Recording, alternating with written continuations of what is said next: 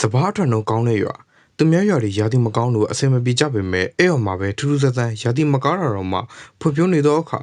နောက်မှသိရတာကထူးဆန်းတဲ့အစီအသုံးပြုပြီးဆက်ရတာကိုတည်သွားပါတော့တယ်ဘူဆာဆိုတဲ့အမျိုးသားခီးသွားနေလို့ရွာတရွာမှာအဆဆဝယ်မယ်ဆိုပြီးမိလိုက်တာပါဒါမဲ့သူတို့ကဒီနေ့တိတ်အစင်မပြေလို့မရဘူးဟိုဘက်ရွာမှာတော့ဝေကြည့်အဲ့ဘက်ရွာကခုလိုသူများရဲ့အသီးနဲ့ထုံထုံတိုးတဲ့ကာလာဆိုပို့ပြီးတော့သူတို့ကစဘာပွေသိနေတယ်ဆိုပြီးပြောပါတယ်တချို့ပြောတာတော့သူတို့ဘူပွေးချင်တဲ့ကြောက်ဆိုပြီးပေါ့အဲ့ဒါနဲ့သူလည်းတွက်ကြည့်လိုက်ပါတယ်ဟုတ်တဲ့အချိန်မှာတော့တကယ်ပဲတင်းနဲ့ဖွံ့ဖြိုးနေတာမြင်လိုက်ရပါတယ်အဲ့ဒါနဲ့ကလေးတယောက်ကိုမေးပြီးစုံစမ်းကြည့်တော့မှအဲ့ဒါဒင်းတက်နေတဲ့ဖြစ်လာတော့သိလိုက်ရပါတယ်အဲ့ဒါရွာရဲ့အားနည်းဆုံးလူတယောက်စီမှာတော့တစ်ချောင်းပေါက်ပြီးအဲ့တော့ချစ်တာနဲ့အဲ့လူကဆုံးသွားပါတယ်နောက်တော့တင်းနာခုလိုဖွံ့ဖြိုးလာတာဆိုပြီးပေါ့အဲ့တော့ဒီဘသူသိနေဆိုပြီးမေးလို့ရွာဖုန်းတော်ကြီးသိနေပြောလို့သူလည်းတွက်ကြည့်လိုက်ပါတယ်အခါကျမှဖုန်းတော်ရဲ့တခြားပြောရပါတယ်သူတို့စီမှာမြင်နေထားတဲ့အရာမကောင်းဟိုးရင်လူတယောက်ပဲအကြလာတဲ့အဲ့တော့အစီကိုမြုပ်နှံပြီးဆက်လက်တာနဲ့အသီးပင်တွေဖွံ့ဖြိုးလာတာ